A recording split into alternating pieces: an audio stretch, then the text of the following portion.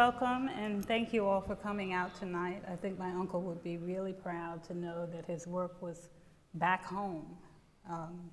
And he'd be really happy to see that all of you were here.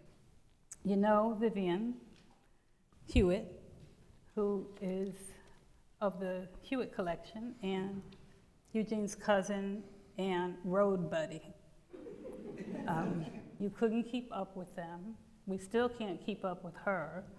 And of course, Marshall is his youngest son, and Eugene, who's hiding over there behind the iPad, is his oldest son. Before I go all the way back, I do want to really express appreciation to David Taylor and to the Gantt Center staff for helping to make this possible. Really didn't realize how excited Dad was to be able to invent an exhibit back in basically his hometown. That it was, he's had exhibits virtually all over the world. One man shows parts of collections and the like. But something about coming back here was particularly important to him. And then unfortunately he died last June of a year ago, and was not able to envision it. We tried to continue on with the schedule because it was originally scheduled for June, the exhibit, and then it was moved to October, which would have been around his birthday. And we ran into a couple of bumps in the road and didn't know whether it was going to happen. And then one day, out of the blue, David called me and said, are you interested in helping us do this? So I said, absolutely. And so he said, well, we're interested in continuing on. If you are, we are, so let's make it happen. And tonight it happened.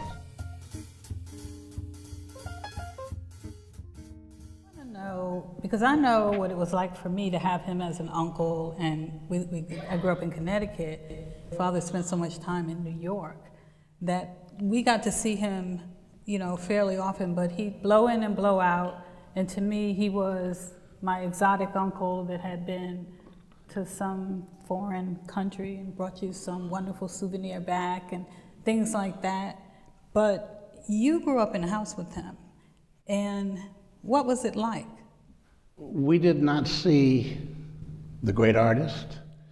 We obviously saw the great educator, and he would always call himself first and foremost an educator. I mean, that's who he was. He really enjoyed teaching, enjoyed working with young people, enjoyed conveying knowledge and information. But I mean, for us, he was Dad. You know, he was not this guy who was out around the world. And if you listen to my mother, sometimes she'd say that you saw him probably more than we did, because he was always at a conference, always going somewhere, doing something. But the one thing I remember is that he really always took time to help you understand what it was that you were working on. And that was the consummate teacher in him. And he was absolutely and totally in love with what he did. And he was one of probably the biggest people persons I have ever encountered. And he was a marvelous storyteller. He could tell stories that you know, it'd leave you scratching your head because you didn't know whether it was a real story or whether it was something he was making up as he went along. But told it was a good story with intensity.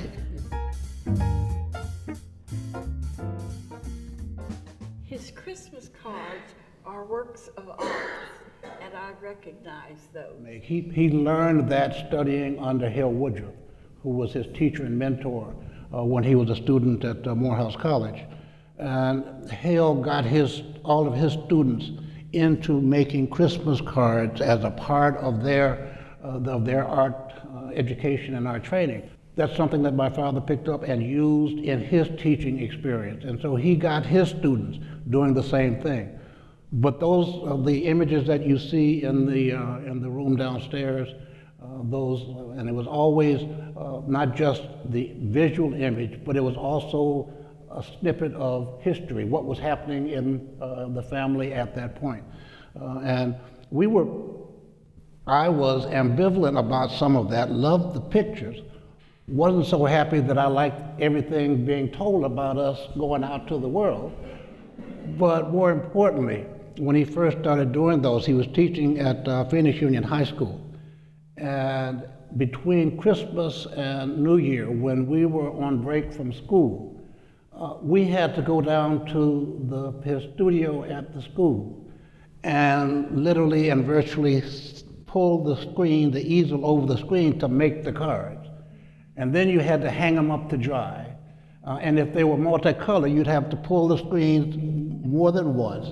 And you had these cards all over the room, everywhere. That was our Christmas vacation. You can imagine that's what we really wanted to do. But it also taught you so much about how you create something and how you make it come together and how you make it work. And it underscored what I think is one of his fundamental educational beliefs, and that is education is not simply something that is taught, it is also something that is caught. And if you stay around it long enough and are engaged, you can't help but pick up some of what he was talking about. So that's kind of some of the early days.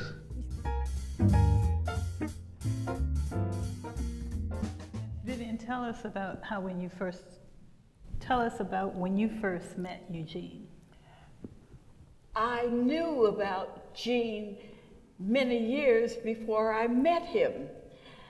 I have always been a lover of art and artists, and when I was in grade school, I didn't envy, but I respected and admired my classmates who could draw and who could paint. And my older sister said, "We have a cousin who's an artist, Eugene Grigsby." And I was so proud to know that we had a cousin who was an artist. I met Eugene Jr. when he was a baby, crawling around on the floor, and his mother was during the war. And I didn't meet Eugene, the father, until the early 60s, when he was studying for his doctorate in New York City under Hale Woodruff. And Patty, why don't you tell how Gene met me, because that's how I met him. Tell the story.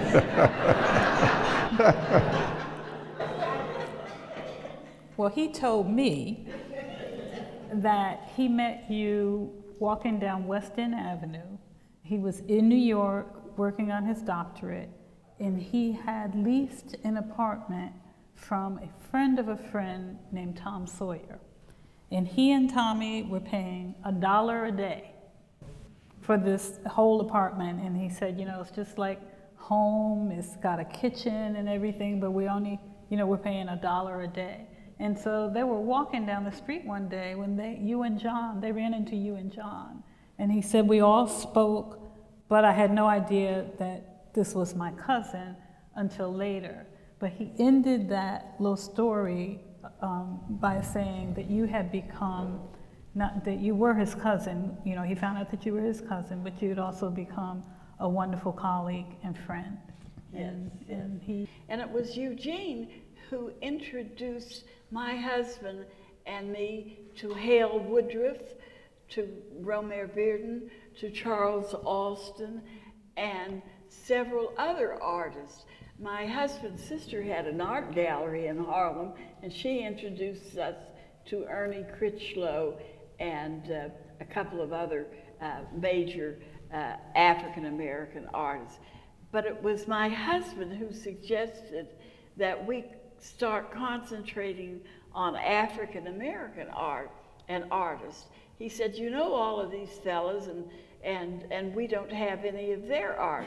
It was, we were collecting Haitian art, going to Haiti from 1960 to 1985. So we backed up and started collecting African-American art. And the first 3 original African-American art paintings we bought were Eugene Grigsby's, and they're in the Hewitt Collection, they're in the show.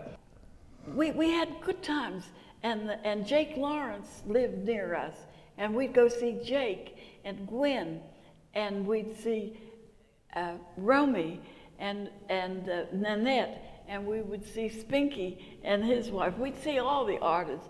And one time we were sitting across the street at the Stanhope Hotel having a drink, and Tom Hoving, who was then director of the Metropolitan Museum of Art, walked by. He hops up and says, "Hello, Mr. I'm Eugene Grigsby from Phoenix, Arizona, blah, blah, blah." They started talking, and Tom wrote out permission for him to photograph and do what he wanted to in the Metropolitan Museum of Art.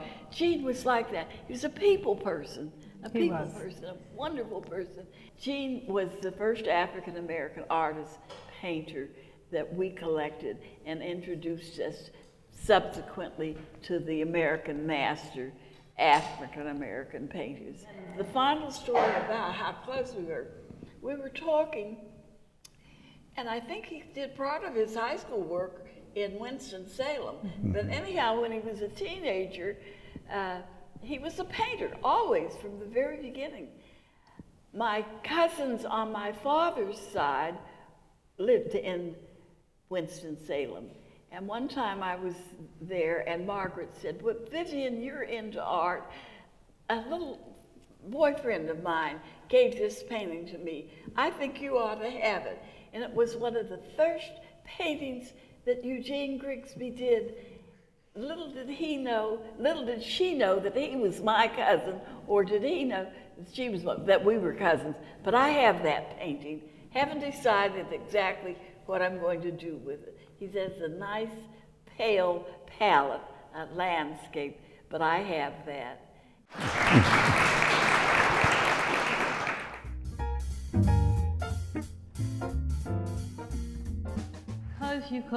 Because his work was the first work in the Hewitt Collection, you've collected him over the years. What can you tell us about his progression as an artist?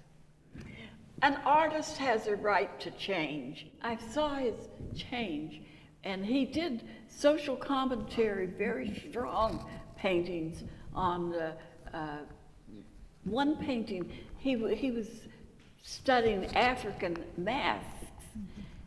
But one painting that he did is very, very powerful. It's in the collection. But the masks, he thought were African maybe, but we would think they were Ku Klux Klanners. And he and Tommy, traveling across the country, couldn't get a room to stay, no motels, hotels, or anything. So that's a very, very powerful painting. He was very sensitive and aware of surroundings.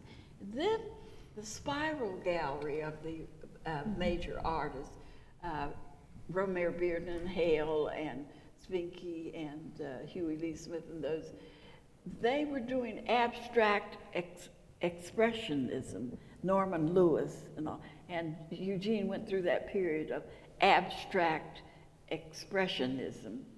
And one of the paintings in the Hewitt Collection, I choke up if I talk about it too much, but the Hewitt Collection was in DeLand, Florida, and they brought the pre-Ks and the kindergartens and the kids, and they had the kids look at the paintings, and then they would sit in a circle around me.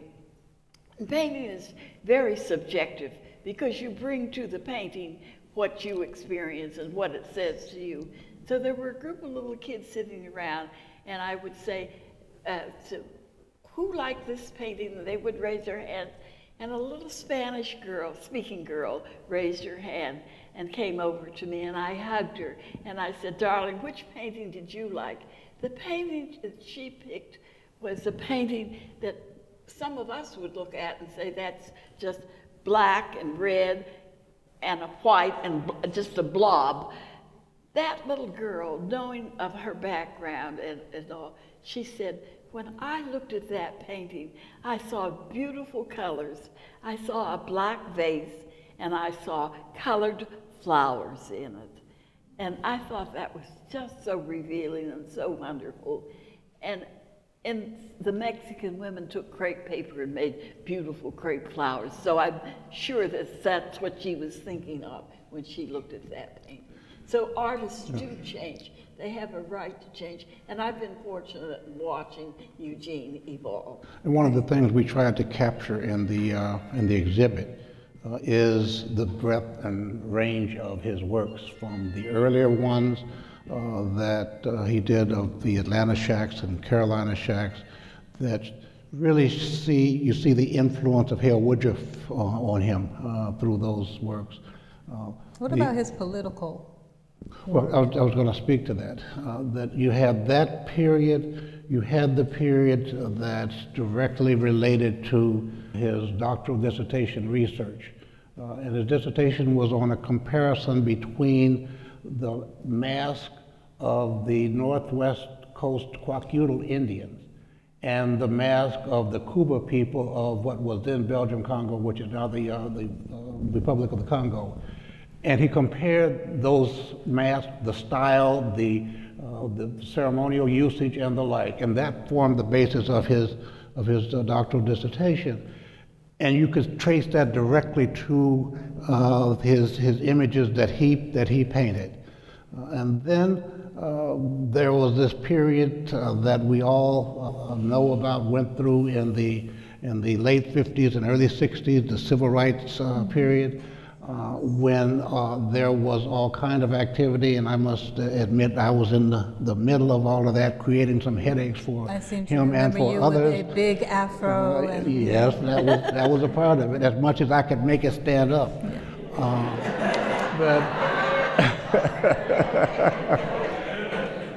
But he went through a period there, and we've got one of those pictures in the exhibit called The Protesters. He also, it looked like Africa and Brazil had a great impact on his art. Can you talk about that a bit? Absolutely. He not only was he an international traveler, but he was a student of culture. I mean, he immersed himself in culture wherever he was. One of the amusing things was he did a dissertation, as I just mentioned, on a part of Africa.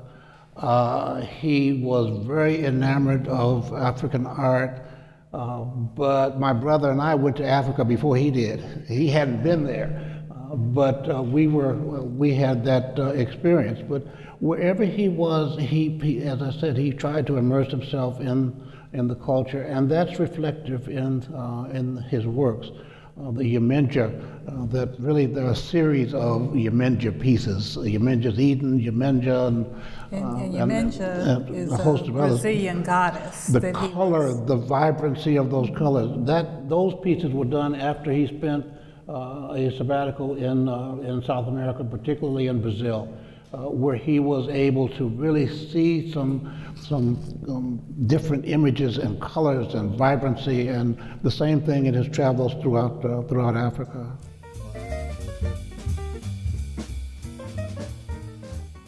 We did a show for Eugene at our home in New York, and we invited all the Morehouse alumni. Now, there's nothing like a Morehouse man, I'll tell you. You are right. And it was a wonderful show, and I'm so glad that we did that. But that night, that's the night I met Hale Woodruff. Yeah. And Ernie Critchlow and Romy Bearden. Yeah, and that was a wonderful picture. That's a history-making picture. Yeah. It's in my memoirs. That's a picture of Romy Bearden. Mother took that picture, I think, yeah. and Mother did. Yeah. And she said to me, I was in grad school, and she said, take a good look at these fellas. And they were clowning around, you know, somebody was holding somebody by the neck, I think Eugene and Mr. Bearden, and Hale Woodruff and Ernie Critchlow. And I said, why? And she said, because I don't think you're going to see him again in the same room. And of course, I never did. I did see Mr. Bearden again a couple years later when I did some work with him, but she knew how extraordinary it was that they were there together. And that was an extraordinary evening. So that night that you're talking about at your house was a celebration when he published the book Art and Ethnics. Oh, yes.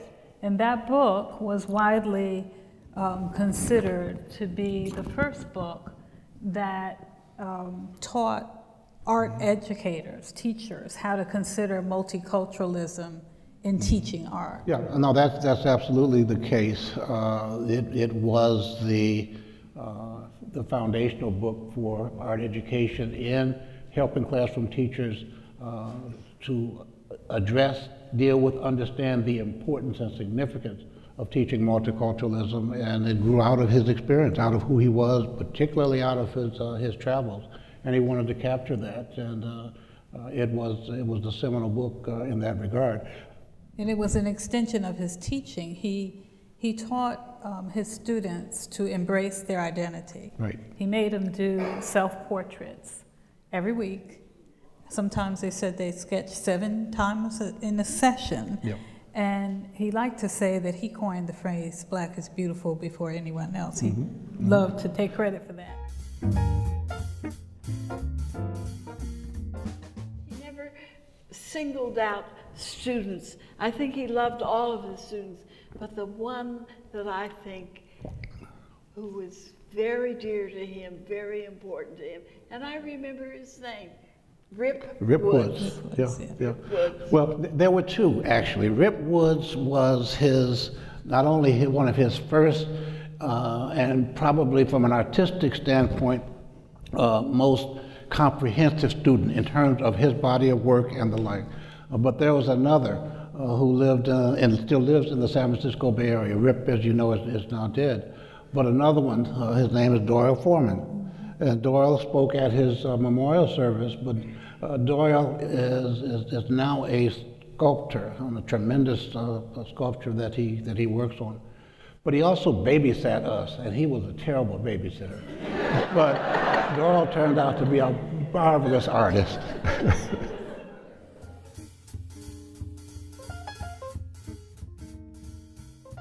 Another one of the items in the show downstairs is a picture of our mother. And Thomasina was very much a part of who he was and made it possible for him to do what he did. So we couldn't have an exhibit without Thomasina being a part of that. Secondly, and Vivian talked about Romy Bearden and about John Biggers and Spanky Alston. Dad wrote a paper one time, and it had to do with the image of a pebble in the water and the ripple effect that creates. And he was using that as an analogy to try to understand what it is in the red dirt in and around Charlotte that would produce artists like Bearden and Biggers and Alston and himself.